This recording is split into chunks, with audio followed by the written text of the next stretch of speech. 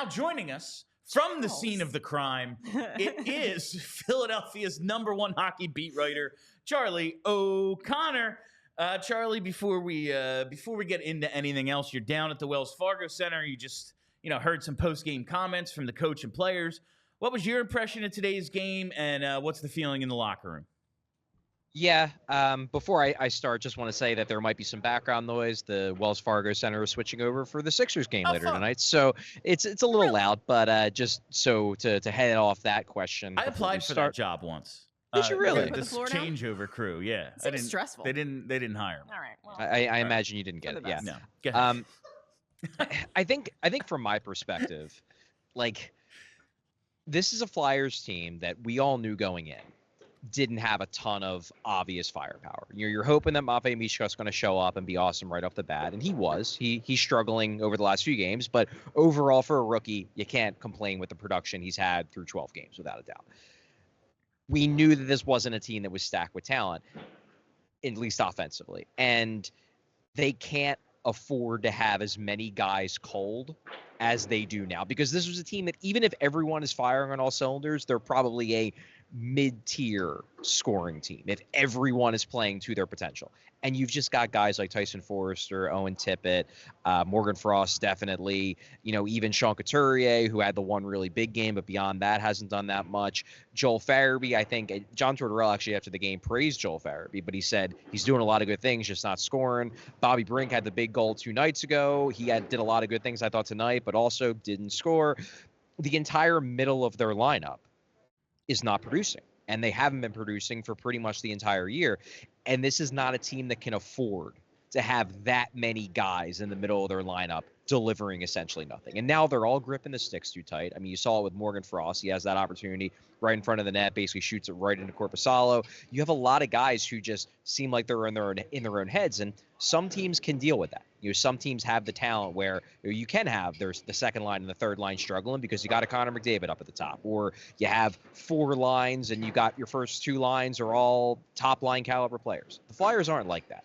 They can't afford to have this many players struggling. And that's what's going on, because they have improved the defense. The defense has gotten better. You can't blame the goaltending for this one. Obviously they lose Ersson. That's a big story. Kolosov played pretty well. He's not the reason they lost this game. They lost this game because they can't create goals. They can't create shots on goal, and they can't create goals. And the reason for that is there are just way too many guys on this team that they need to not be elite producers, but at least produce something. And they're producing nothing. Yeah, that's the thing is, I know there's probably not a 50-goal scorer on this team, at least not yet. But like 1 goal, 3 goals, maybe someone can do that. But we're going to get back to the offense, Chuck. You mentioned you thought Kolosov played well. Was there any update on Sam Ersson beyond just the lower body injury? Not really. We asked John Tortorella, and he more or less said, first he said body injury, then he said, I don't know. Now, of course, he knows more than he's letting on, but he's not going to tell us that. He said body injury, which is always funny when a coach or GM says that.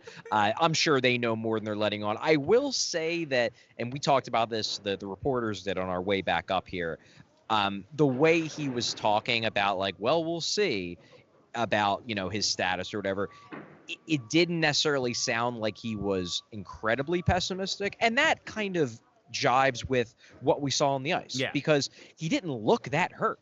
It almost looked like he was talking with the trainer to decide whether he should or should not leave the ice, like kind of saying like, well, maybe I could play through it. And Tommy Alva, the trainer, probably was like, nah, let's err on the side of caution and get you out of there. Look, maybe it's something serious, but it didn't look serious on the ice. Obviously, it came after that weird getting escape blade knocked off thing, and maybe because he was bouncing on one leg, maybe he pulled a little muscle or felt some tightness, or maybe it's completely unrelated. I don't know, but I don't want to speculate too much. I will say that the language and tone from John Tortorella, it didn't strike me as coming from a coach who, at least right now, thinks he's going to be out Sam Ersson for like the season or months. Good. So I don't know for sure, but I came away not feeling terrified that this is some like potentially season-ending injury. Charlie, Boston coming into today had lost 5 of 6. They got shut out by the Flyers Tuesday. They got embarrassed by the Canes on Halloween.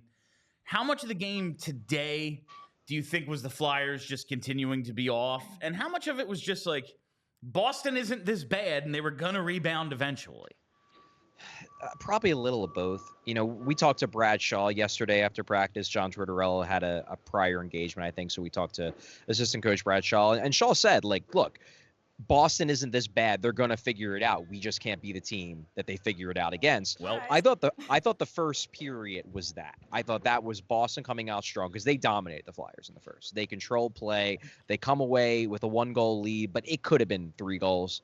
Ersson made some good saves to start. He was really sharp before the injury. Kolosov made a couple. The 1 goal he allowed, can't quite decide if it was weak because it seems like Geekie deflected it past him. It wasn't just a side angle shot from Poitras, so maybe it was a legitimately difficult save. It was just a weird play. But they could have been down 3-0. Boston controlled the first period. I thought from then on, though, it was more about the Flyers because the Flyers created chances, especially in the second period. They created chances. They just couldn't finish. They couldn't finish or they couldn't hit the net or both. Sometimes they had opportunities and they just straight up missed the net. John Tortorella noted, and he was right. Not the empty net goal, obviously, that's a separate thing. But the 2 goals that Boston scored at even strength, they both came after the Flyers missed on golden opportunities. Yeah. And look, I'm not saying the Flyers deserved to win this game. Boston was the better team. They outplayed the Flyers. They outshot them. They outchanced them. The Flyers deserved to lose. But there is a world where Travis Sanheim finishes on that first chance. Boston never scores that first goal. Then there's a world where Sean Couturier finishes that great pass from Michkov in the second. Flyers score there. Suddenly it's 2-0 Flyers rather than 2-0 Bruins. And then we're talking about how the Flyers stole one because Ersson had a great first few minutes and Kolosov finished it out. The Flyers didn't play that well. But I do think that a lot of this is their finishing problems and honestly just their offensive problems in general.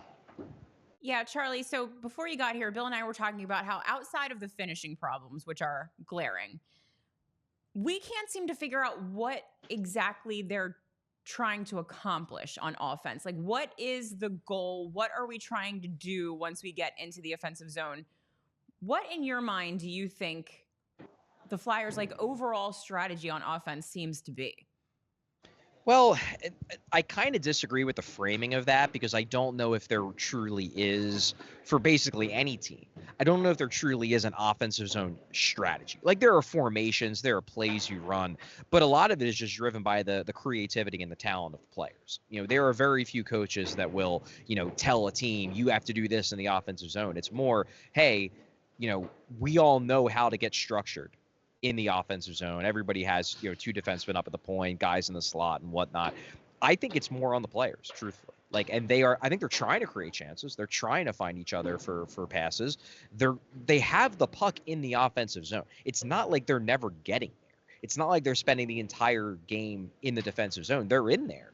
It's just that, the passes up ice, the transition plays, they're a tick off. Even when they gain the zone, it's not fast enough. It's not as fast as it was last year. So they're not putting as much pressure on the defense. When they're in the offensive zone, the passes are just a little bit off, a little bit late, a little bit, they're even if they get there, they're not on the tape, so they can't be one time. They have to be settled. It just seems like everything is just a bit off. And it's enough players that they can never sustain anything, and therefore they're never generating any momentum. There's never a time where one line has a great shift, they pin them deep, and then the other line jumps on the ice and they're still tired. And then you have a 2-minute long shift where they're just cycling a team to death. That's not happening because there's enough guys that are cold on each line that they can't do that. And I think that more than anything, I think it's less about not having a plan, because I don't know if teams really do have overarching offensive plans, and more that there are just so many guys that are off that they can't coalesce into anything remotely resembling a plan. I guess the idea, and maybe not so much a structure the way you have a defensive structure, but an identity. We started the show with, we talked back when we all started together about the Dave Hackstall offensive system, basically. And that was bad. The low to high plays. That was a bad system. I didn't agree with it. It didn't work. But at least I saw what they were trying to do. And this seems so much based on individual efforts and chemistry and communication that is just way off. I don't know. I don't know if this is something that can get solved. Maybe it is simply some really ill-timed cold streaks for, Everybody. at least one guy on every line, But one player in particular, Charlie, I want to ask about. Does Owen Tippett still work here? I say that in jest, but he had, I think, 6 shot attempts today, 3 hit the net. It's not as if he's not getting in on offense. I know goal scorers are streaky, but at what point is it not a streak and it's a bad season or something to be concerned about? Oh, I mean, it's something that they very much should be concerned about. He's a goal scorer who has 1 goal in 12 games. This is concerning. And John Tortorella straight up said after the game, he said that, this is a team, and he's right. He's like, this is a team that is built on the strength of its wingers. He's been open and honest that the centers are a problem. That's what they're trying to build. That's why he pushed for an 18-year-old to make the team. Sean Couturier, he praised for how hard he's working. He made sure to give him his props. He's like, he's not scoring enough aside from that one game, but overall, this is a team that is driven by their wingers. And when you have 2 of their big wingers in Owen Tippett and Tyson Forrester that are producing essentially nothing. Forrester had that 1 big goal earlier this week, but beyond that, he's not doing much. Tippett not doing much either. It really does drag down that entire second line. I don't know. Do we call that the freezer line? Because they're all ice cold. And I like all 3 of the players. Frost, I do. baby. It's the frost line. Frosty. Yeah, they're all cold, but I think they all are good players. I see all of them getting a lot of grief on social media, and I get it. Fans are frustrated. I think they're good players, but for whatever reason, none of them can produce right now. They're just, I don't know if they're in their heads or whatever, but yeah, Owen Tippett specifically, it just seems like he's going through different problems. In the beginning of the year, I feel like he wasn't, first couple games, maybe he wasn't being impactful enough on the game. You weren't seeing him enough. Then he started shooting like crazy and couldn't hit the net. Then he disappeared again. Now he's popping back up again, and now he can't finish, even when he does hit the net. I have to think it's mental more than anything. But if you're asking me if it's a concern, of course it's a concern. I mean, he's one of their probably, 3 or 4 most important offensive players, if not players, period. And he's delivering them essentially nothing offensively when his entire job is to produce offensively. It's a major problem. And yeah, we're 12 games into the year. You have to ask if this is just going to be a down season for him. And as I mentioned at the start of my hit, the Flyers don't have the depth. They don't have the talent where they can deal with Owen Tippett having a down year. Because if he has a down year, they just don't have enough good offensive players to be able to handle that. I know this is going to sound very unserious, but maybe he ought to get Konechny's stick back. It's when he got going last year. I forget who it was. Was it you listened to Martitas every day? I think it might have been on Martitas' show. They were talking about how Michkov's stick looks too short. It's really short, yeah. And maybe that's part of his problem. Although he does, I don't know how you could really argue that he has a problem scoring goals, but they were saying that his stick looks too short. I know that that's a silly thing, but we have a draft pick whose skates were too big and now he can skate. Owen Tippett couldn't buy a goal last season, and then he accidentally used Travis Konechny's stick, and then he was scoring goals. Maybe it is just something that stupid to get these idiots going because nothing else is working. So Charlie, my question is, can you sneak down and switch the sticks? Relabel them. We'll get you a label maker. Yeah. I think you can make this happen. I think I might lose my press connection. You're incredibly steath, in my opinion. I just have one more for you, Charlie, before we get to 3 stars. It's not something we got to talk about yet. We're going to do it when we lose you. But we got a tweet asking if we think maybe Jamie Drysdale is kind of a square peg in a round hole as the guy at the top of the power play, being that quarterback up there. And I'm going to compare him to a player who is more of a transition guy that maybe not the best power play numbers despite good offensive numbers throughout his career. Emil Andre just seems so much more adept at it. I know we want to try to train Drysdale to be that, but I just don't know if I've seen it so much out of him yet. What do you think about Drysdale on the power play?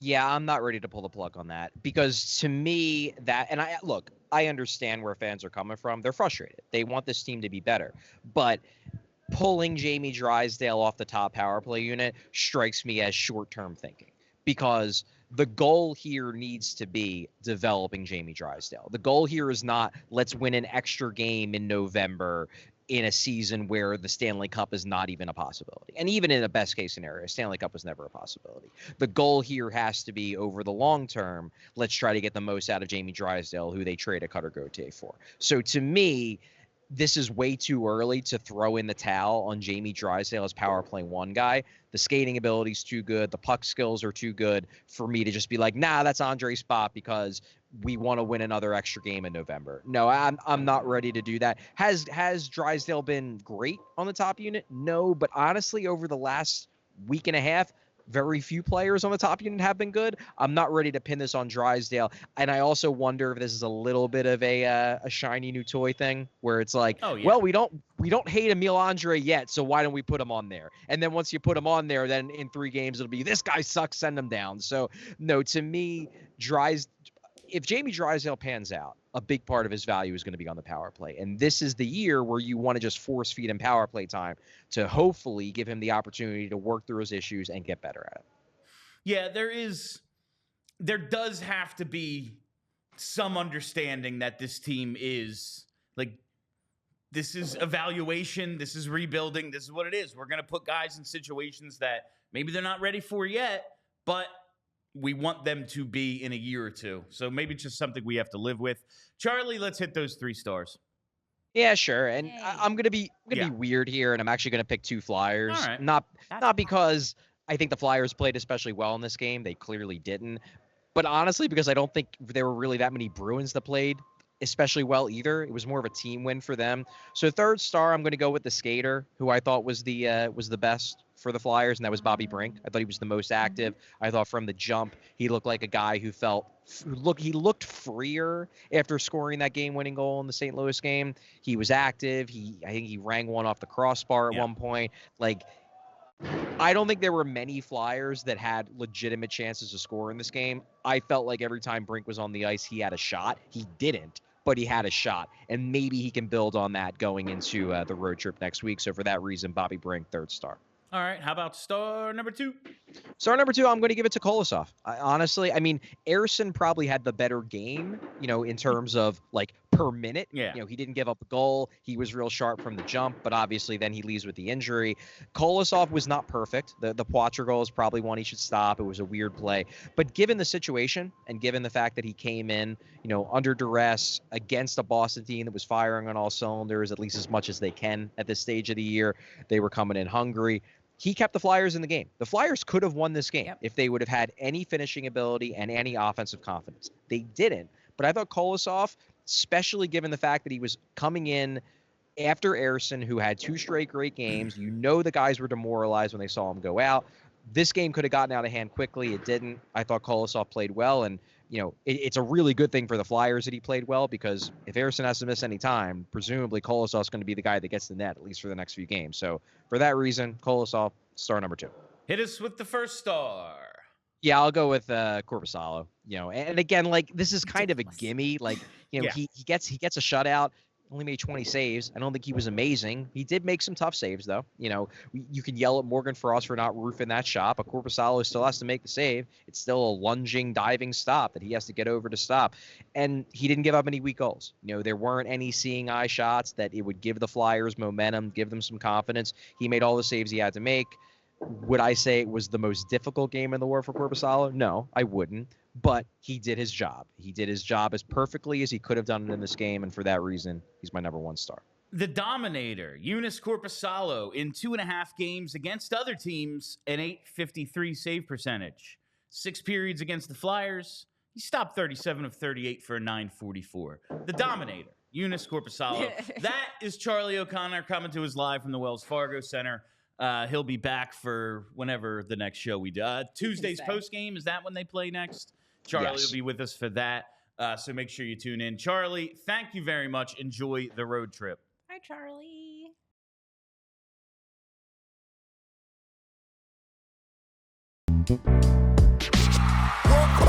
We all silly like the mayor.